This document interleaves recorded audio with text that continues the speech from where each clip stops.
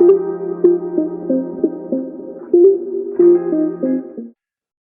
right, Wisdom Beyond the Classroom. We are joined with a very special guest and a very good friend of mine, Riva Robinson. Riva, it is awesome to have you here, girl. I'm so stoked to be here. You're like just a big brother to me. I just wish I could give you a big bear hug right I now. know, I know. You moved to Austin, so you're not so close anymore, but we will Yeah, when the time aligns to catch up. I can't wait to see you in person. Absolutely. for So sure. I want to have Riva on because she's an awesome human being. But she's done some really cool things in her life and has a lot of wisdom to share. If I could just wrap up her kind of her quick bio, of course, there's a lot I could say about Riva. Um, but when Riva goes after something, she makes it happen like all the way. So she had graduated with her Bachelor of Arts in Kinesiology from Rice University, and then she was moving forward to matriculate at Baylor College of Medicine. But she had this like gut feeling that conventional medicine just wasn't her. She just felt like it wasn't right. So in her second year, she actually dropped out of that. But then that actually led her to a path that she wanted to go down, which is discovering functional medicine, and that was in 2016. So we'll talk a little bit about that. She's also done some other incredible things. She competes at like the highest level in bodybuilding.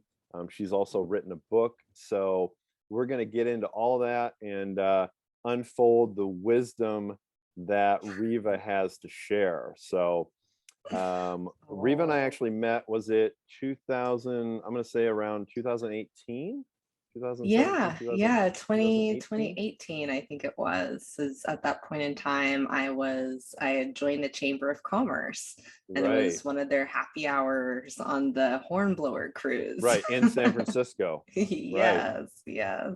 Yeah, so I actually never joined the Chamber of Commerce, but I went on like this little like boat thing to see if I wanted to join it.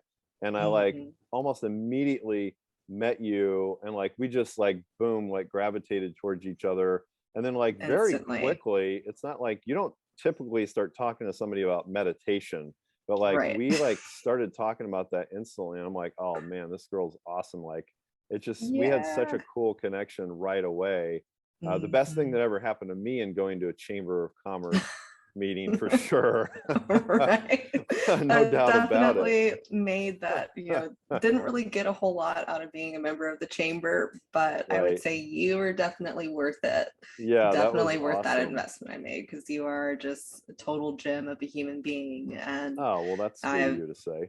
yeah, absolutely. And I mean, as you shared your introduction, my bio, I was like, wow, like, man, I guess I am pretty cool. Like it's great to have friends like you who, can empower me to shine because, Oh, well, it's like as much as I do all these amazing things and even writing a book called More Than Enough, hmm, I still have days where it's like, yeah, what am I doing? Am I doing this right? Am I good absolutely. enough? Should I be doing Absolutely. more? And all these questions and stuff. So I'm just truly grateful for you and holding that mirror up for me and reflecting back Well, the thank great you things very that I much. contribute.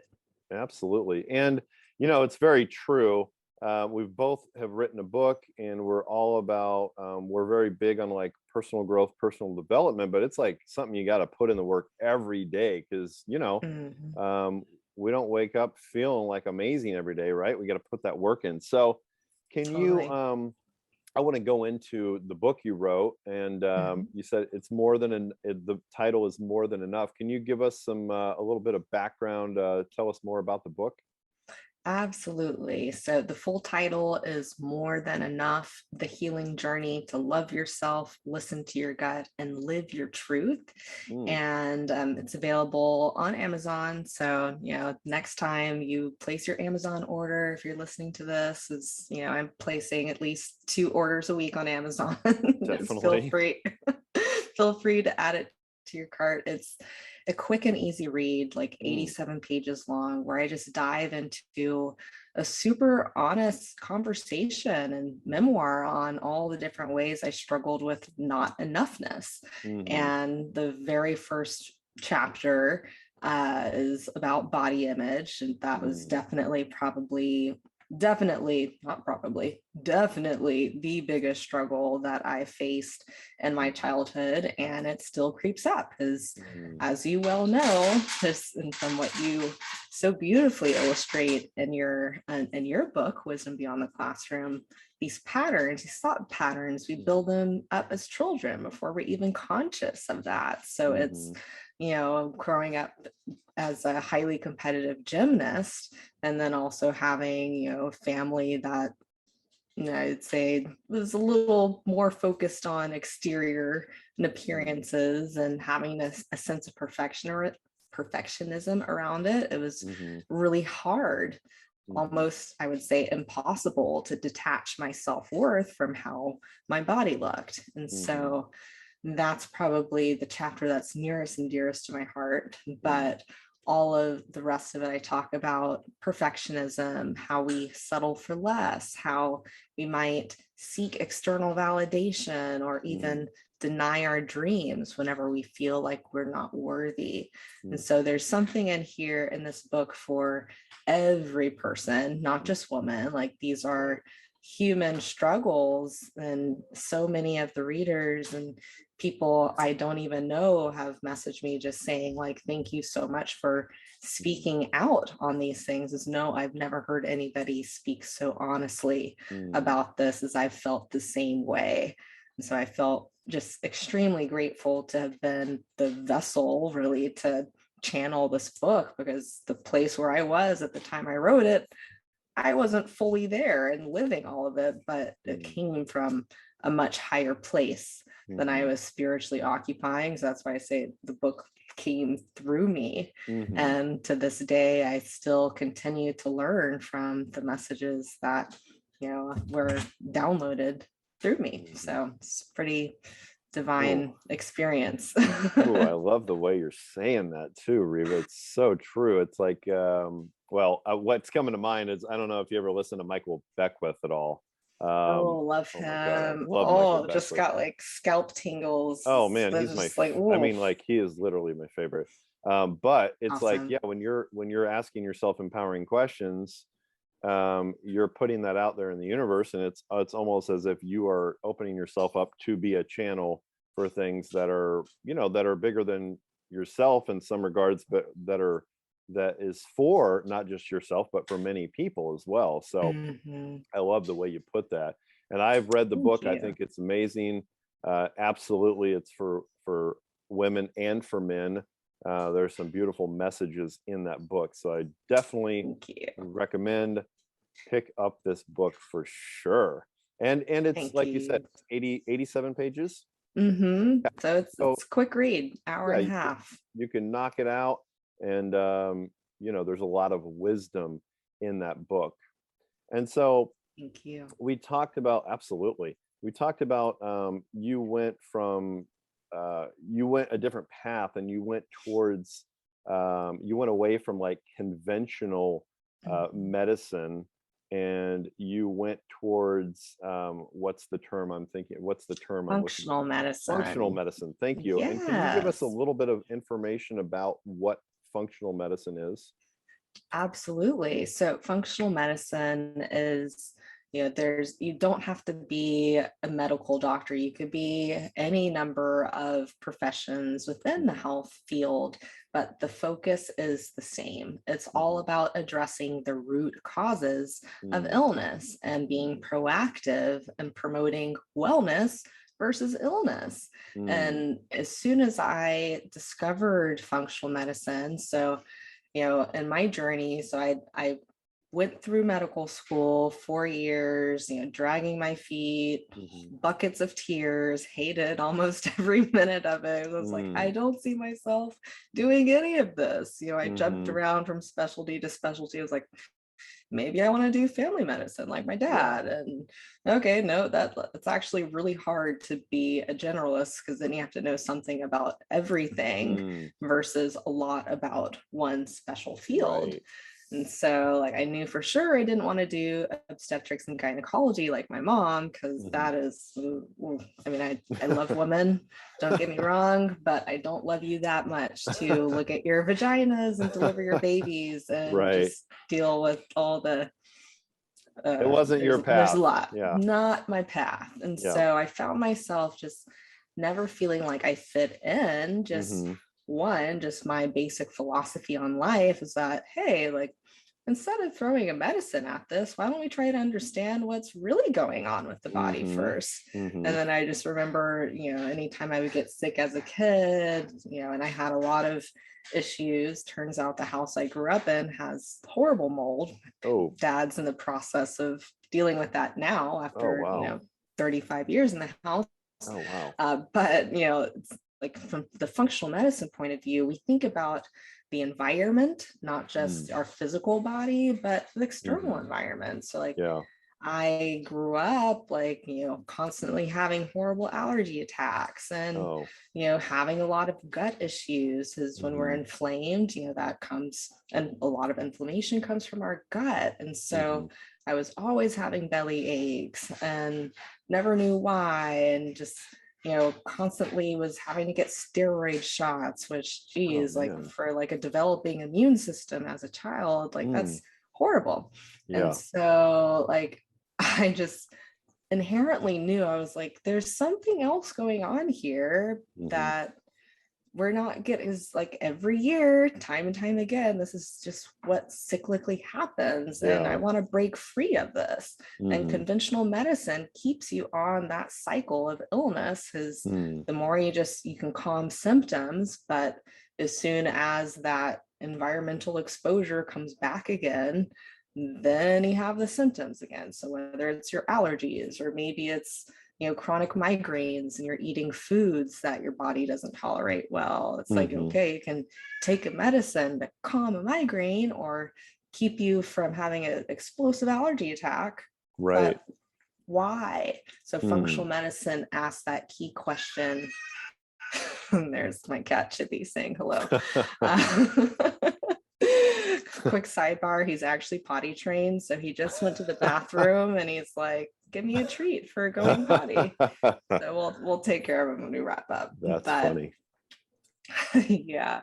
So it's like a holistic approach. You're like, you're getting down to the root of the problem. You're not putting a band-aid over a gunshot wound. You're like, okay, let's get down to the root of things.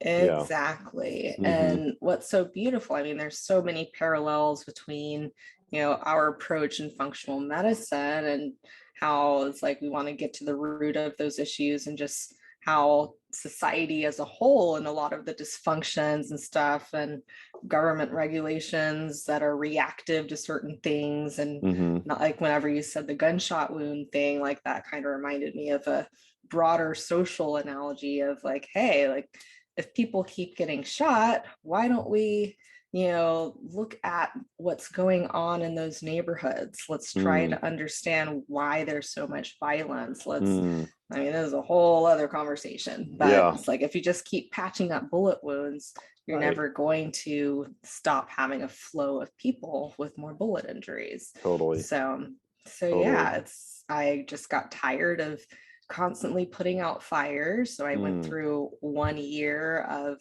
a full residency, and it was both the best and worst year of my life.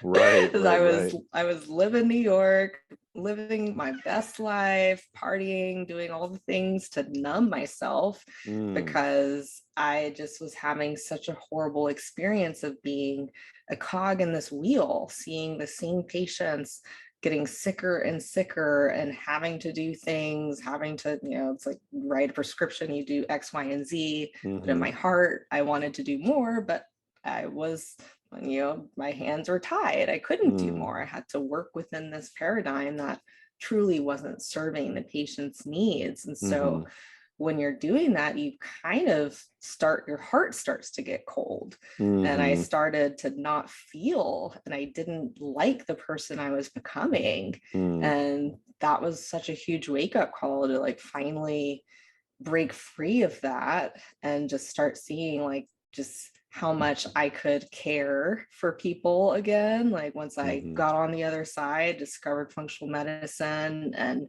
just saw how much love and compassion that could be represented in medicine. Like that's, oh, there's a foreign concept. What, compassion in medicine? But it really, it's an art and a science, and it's human. Mm-hmm. But whenever you're in the hospital, you don't feel like you're dealing with humans, whenever Mm-hmm. you're having to see such atrocities or see things that are just break your heart. You Mm-hmm. have to disassociate what you're seeing from a human experience. Otherwise it makes you depressed. I Mm-hmm. found myself getting more and more depressed and Mm-hmm. was getting into some really destructive habits that Mm-hmm. weren't me. Mm-hmm. So yeah, functional medicine saved my life in a lot of ways. Wow. Good for you. I commend you for recognizing that and having the courage to step out and follow your path, because I'm positive there are countless people in many different fields, but in the medical field that feel that way, and they don't follow their gut, they don't follow Mhm. their instincts, and they don't I'll say they don't have the courage to step out to the unknown and do that. So good on you. Thank you. Congratulations. That is amazing that you've done that. And Well, it was terrifying. Like, make no mistake, I was I would definitely imagine like it is. scared Plus, it shitless probably, half the time. I'm sure it went against what people wanted in your life too, right? Like, I'm sure a lot of people Totally. were like, you're making, family, friends are like, you're making a mistake, Riva. Oh yeah. I mean, both my parents are doctors, and then my mom has, let's see, her second or third to oldest brother is a physician, and then Mm, his oldest son is a doctor. mm-hmm. And then one of my older sisters is also a doctor. Actually, two of my sisters are doctors.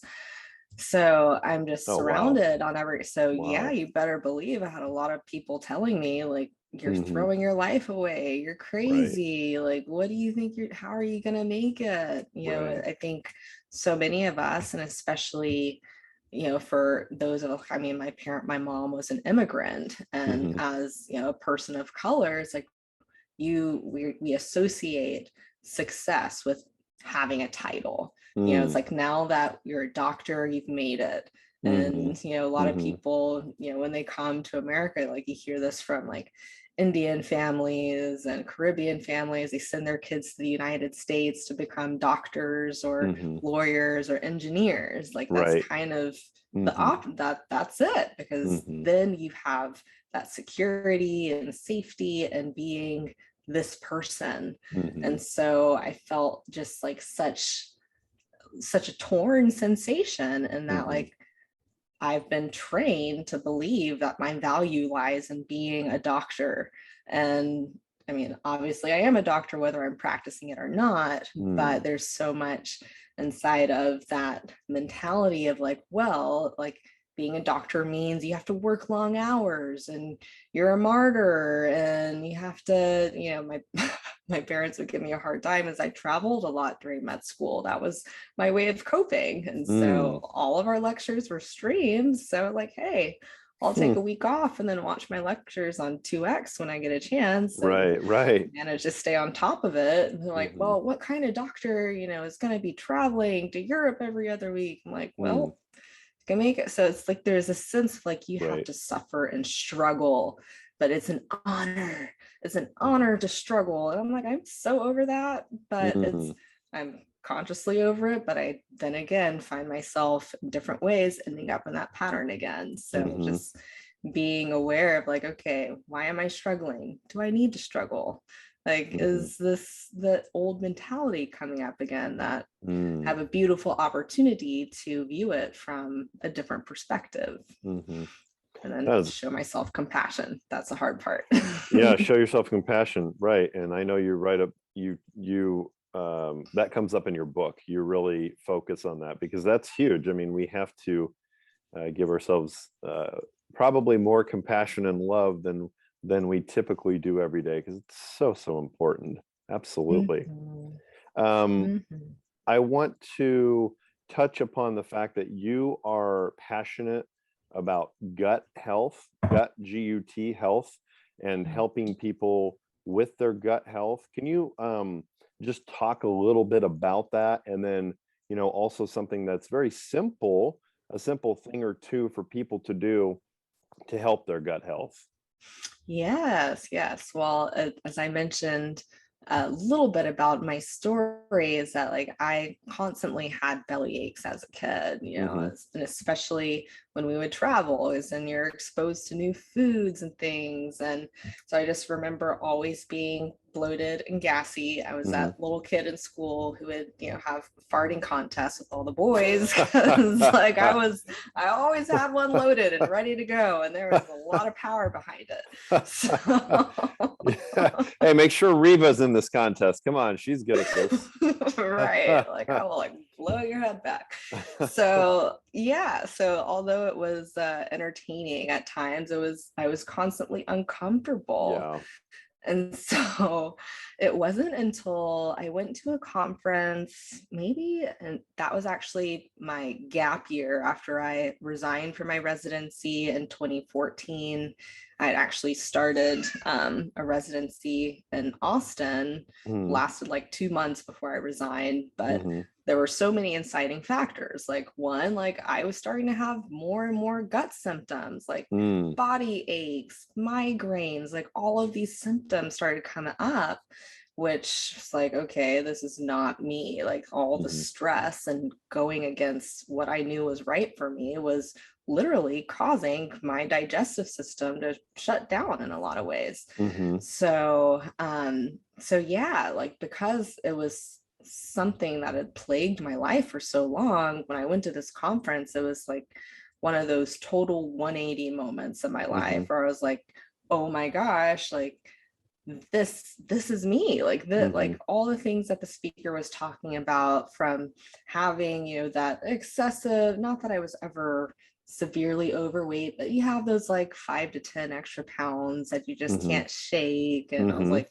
whoa, she was talking about always being fatigued and having random body aches, and how all of this came back to the function of our gut. I was like, Mm. whoa, like it's so fascinating, because then it's like we think about our gut from the physical sense, but then also from the spiritual sense, and Mm-hmm. how, I was ignoring my gut feelings and Mm. keeping on this path that was stressing me out to no end and literally causing physical gut symptoms. Mm-hmm. And so that's when that whole body, mind, spirit connection, it all made sense in a way that I had felt but didn't know how to articulate.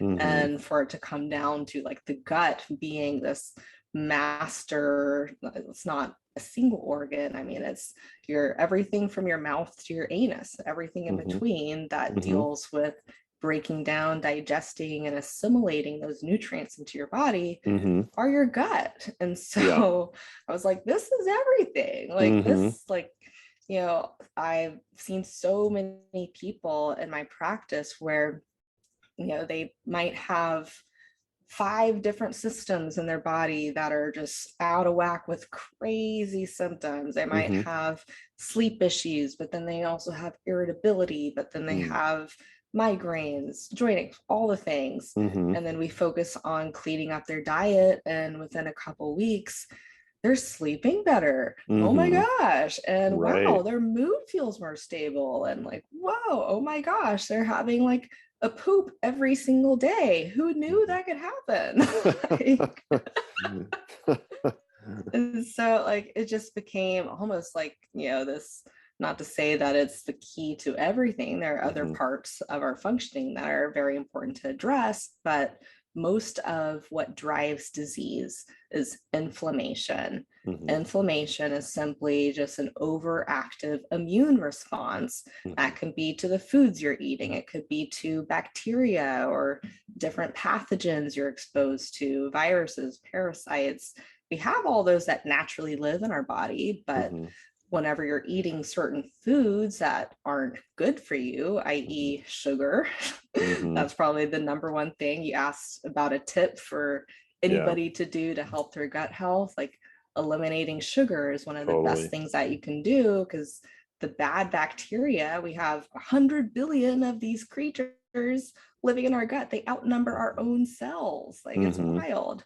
So Wow. you have all of these bacteria that are living in this intricate balance, but when we put too much sugar in our system, and we get it from every end, like Hmm. I'm actually doing a sugar challenge right now, and I'm like, man, even the mixed nuts I'm eating have sugar in it, and Really? one of the Yeah. different 200 names that you'll see sugar listed as. Hmm. So like that, when we have an excess of sugar, that will cause certain bacterial populations to overgrow. Hmm. And those are what will drive more cravings, because the bacteria, they're looking out for themselves. They're like, Hmm. hey, let's keep growing this community, let's party. And so Hmm. they're sending signals via our, we have this nerve called our vagus nerve that's Hmm. responsible for rest and digest, going between our gut and our brain. Hmm. So they're signaling, hey, tell the brain to eat more cookies because Mm. we want more people here in this party.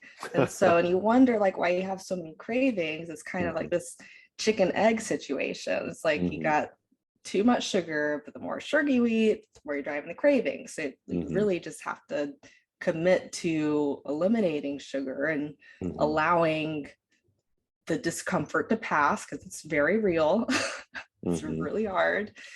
But then you see, it's like, wow, it's like suddenly you don't feel like you need to eat every 2 hours. Like you Hmm. don't have wild cravings anymore. You feel a lot more focused. You Hmm. feel more energetic because your blood sugar isn't going through a wild roller coaster all day long. And it became such a breakthrough for me because, yes, I am quite physique focused, being that I am a bodybuilding competitor. It's Hmm. like whenever I do commit to doing it, it's something I know that my body adapts to really quickly, Hmm. and it's easy to drop the extra weight. But Hmm. sometimes it's like, sometimes I don't really care about having the extra pounds, and Hmm. I will indulge a little bit more, and that's okay Hmm. too.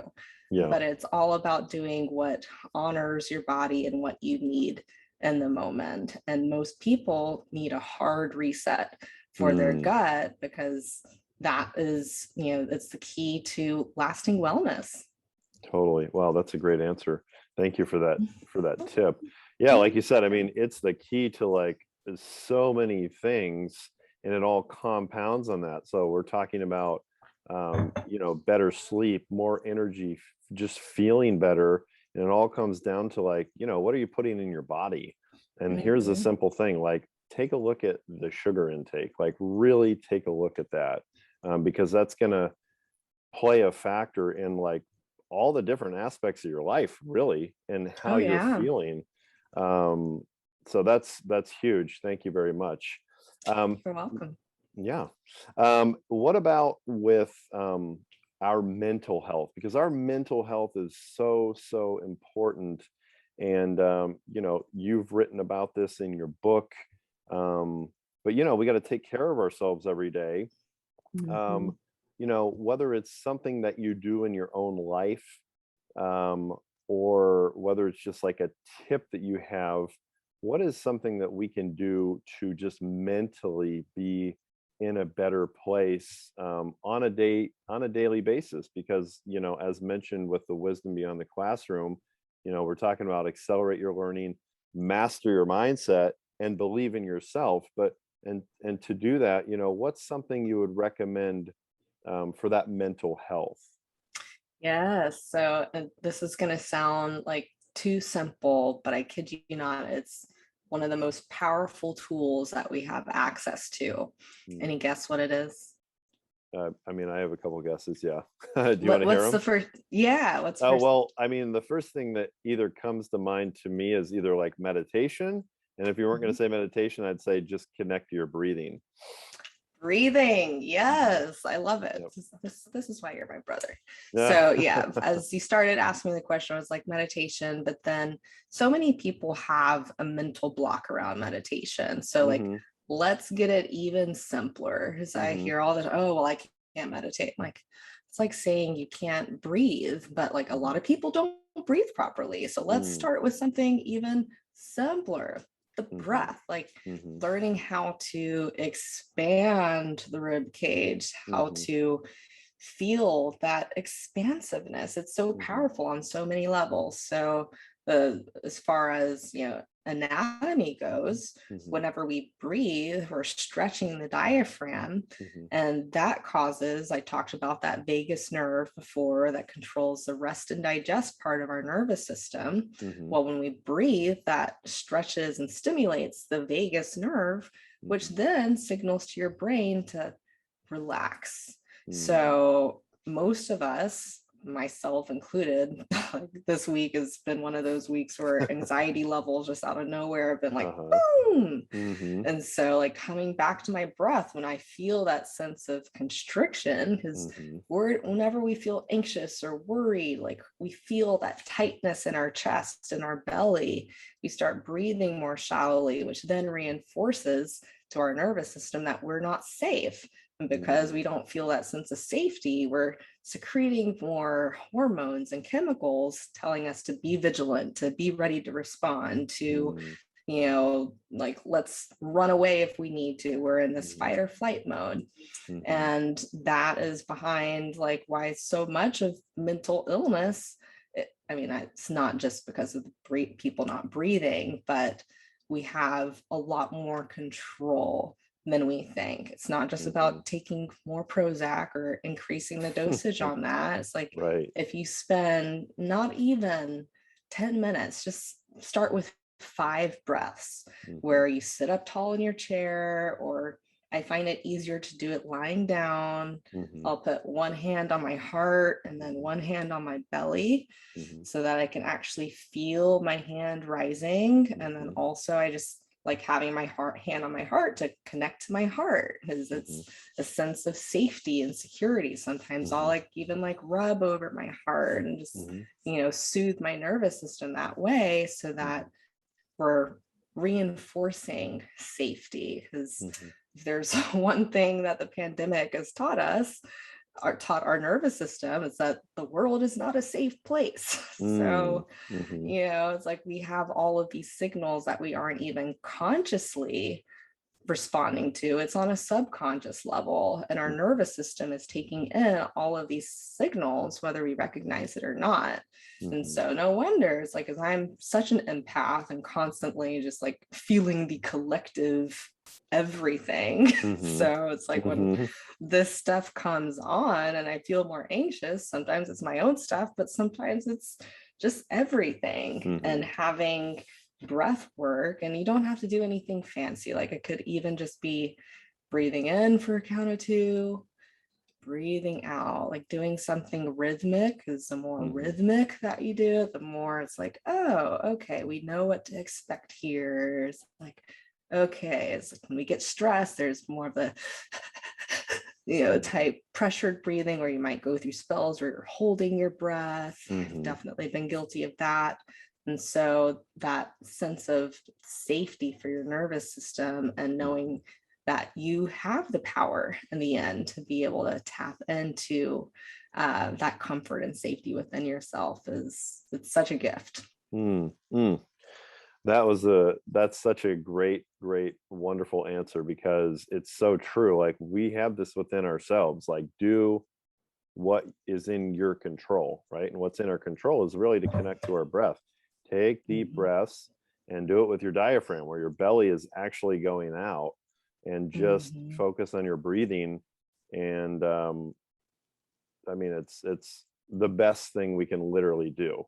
So Mhm. thank you for saying that. You're Um, welcome.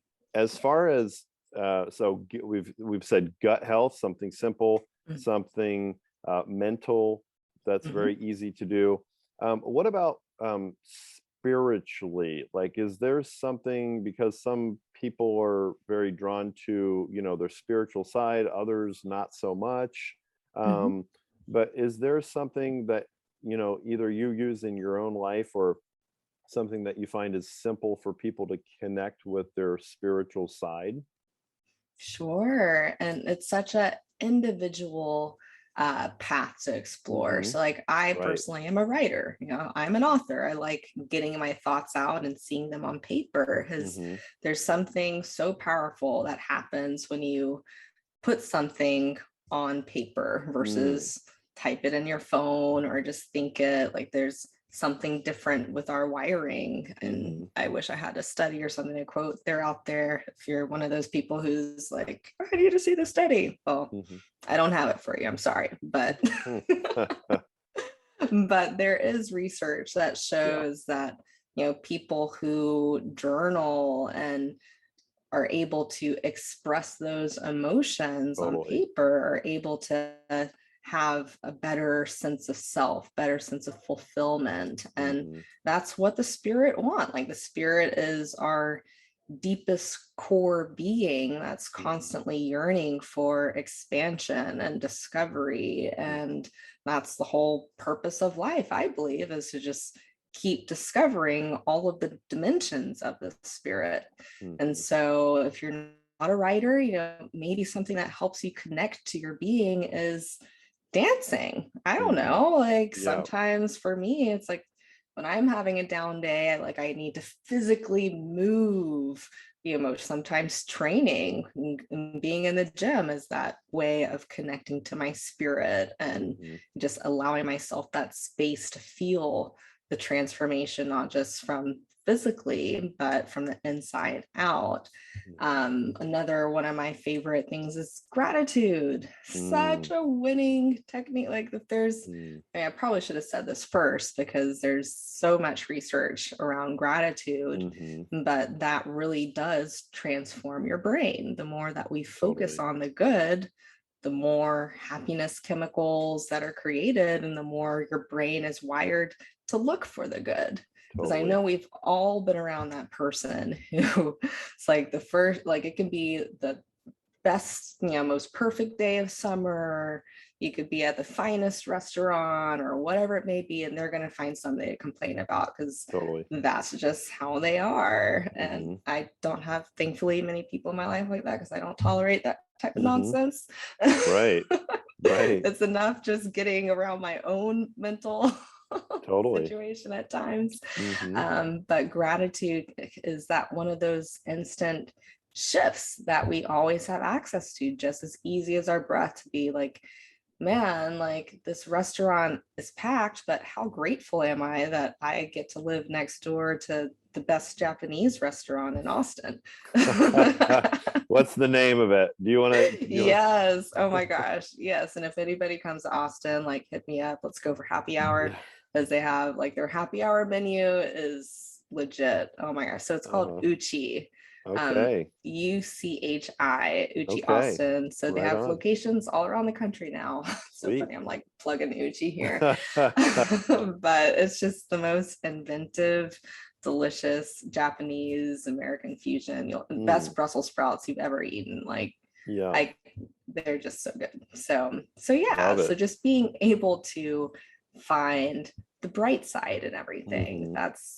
It's not always easy to reach for it because I think there's always that kind of negativity bias we have Hmm. as humans, but Hmm. again, we have the power to overcome that should we Hmm. choose. Yeah, absolutely. Yeah, the spirituality, it's a very personal thing. So, whatever brings out, your best from the inside, whether it's journaling, whether it's dancing, whether it's sitting alone in silence and meditating or connecting to your breathing. Um, we all have a DNA encoded in us, if you will, this greatness and unlimited potential, and it wants to release itself, but we also have to listen for that, right? Right. Yeah. Absolutely. It's so funny. I didn't mention meditation. And Oh, that's what we initially bonded over. yep. Yeah, that's, Yeah, that's one of those that, I think that people go to, but you were saying all the other ones too, which is great. Yeah. Um, so as I mentioned, Riva is like, she is performs and competes at the highest level in bodybuilding. So we've talked about, gut health, we've talked about mental health, we've talked about spiritual health. And it doesn't have to be at a bodybuilding level. If you want to give us some keys on that and some tips on that, awesome. But like, what's some very basic things that somebody can do for their physical health? Yeah, yeah. Well, it's so funny because as disjointed, at least to me at times, as I do so many different things, I'm like, does it make sense that I'm doing all that? I think it does. But as many disparate things that I do, I bring them all together for what I do in bodybuilding. So the Mhm. functional medicine definitely plays a role Mm, because whenever I'm totally. training at such a high level and putting that severe stress on my body, Mm, it's important for me to have just as intensive recovery measures. mm, And so, for anybody who is wanting to up level on their physical journey, their physical wellness journey, mhm, just remember that like burnout is a real thing. So mm, I've burnt mhm, out many times, from residency, but from training. So it's like one, like being able to have space mhm, to take care of your body. I'm a big fan of massage. Like I mhm. get a 2-hour massage once every 3 to 4 weeks. It's magical. Heck yeah. Brianna, feel damn good. It's my girl. She's amazing. She has like literally like magical currents that come out of her fingers. So like just having something that allows you to restore your Mm, body and your mind, because totally. when you're training, it's not just physical stress, it is mental stress too. Mhm, Because like I probably not probably, definitely when I was preparing for the Amateur Olympia this year and trying to get massive improvements in a short amount of time, mhm, like the amount of focus for every single rep, like mm, mentally, I would be more exhausted than physically because right. I was thinking, like, okay, like mind muscle connection on 1 billion%. Like, I Mm, want every myofibril in my glute to be on fire. mm, And to have that intense connection to your body takes mhm, intense focus. So, mm, you also need to have periods of rest, mhm, not just to allow the body to grow and regenerate, but to allow your mind to have that rest too, because mhm, the mental burnout can happen just as readily as the physical burnout mm. in a physically stressful process. Yeah, that's a really thank you for saying that. I think that's really, really important and powerful because in everything we do, we do need to give ourselves some rest and recovery, and we need to be, in a way, we need to be like kind and loving towards ourselves to be Mhm. able to do that. Because if you're always go, go, go, whether it's your physical, your mental, your spiritual, your emotional, whatever, something's gonna like give and break Yeah. down, right? So we really need Mhm. that time to heal and to recover. So um, Yes.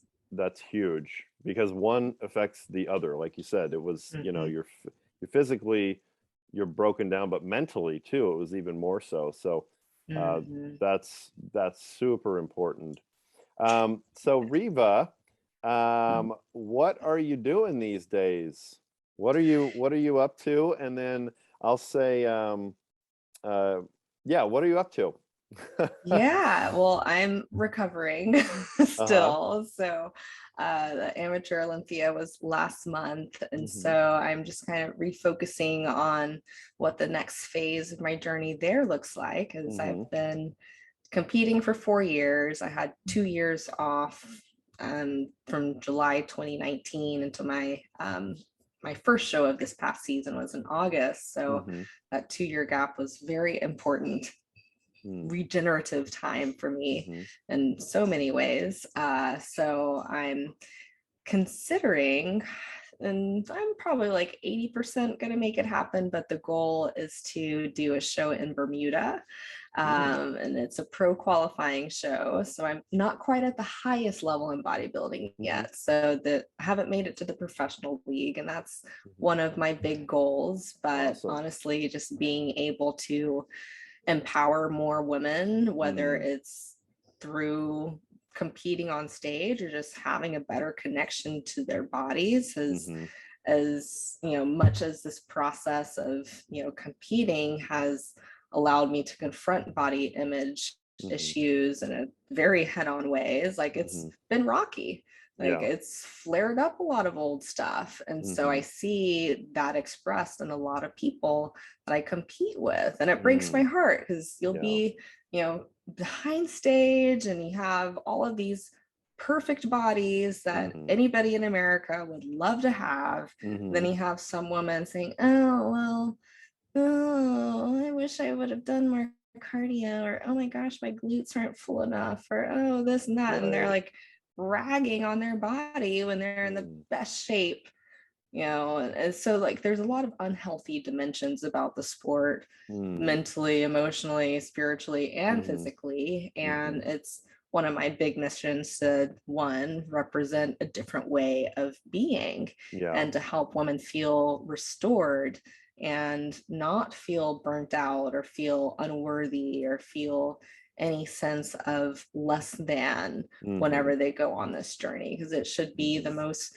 empowering experience of your life to step on stage almost completely naked and feel totally like that's been probably the best exposure therapy that I've gone through, just to be able to stand proud in my own skin and know that I've put all of this effort and like, here I am, take it or leave it. You know, it's like I can get into my back pose with, you know, full butt cheeks out and everything, but like it's my anatomy. I worked hard on these things. Like I don't mind. Like, yes. Like, so I want more women to experience that, because it doesn't just translate. Yes, there's a nice vanity component, like, oh, I'm, you know, I look really good. But like there's also that increased sense of like, I can do whatever I put my mind to. Like I've literally proven it. And it's, you know, it's great in the bedroom too. Like the husband loves, you know, how I look. And it's not just because I'm so tight, it's my willingness and openness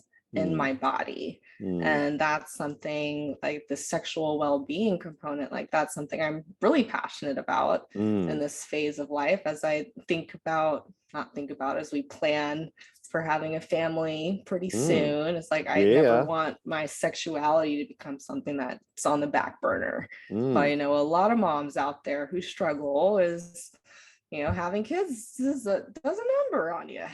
Oh man, that is you tapped into something. I think that opens up a whole other thing. I think is that's important, right? Yeah, so like sex, like feeling sexy is something that like all women, I feel like it's an inalienable right as a woman to feel sexy. Like it's simply a way of being. It's like women are sexy creatures. Like I just think women have, like, it's just a beautiful form, and it's it's a divine vessel. I concur. And if you don't yeah, Jocelyn, you're amazing. Yeah.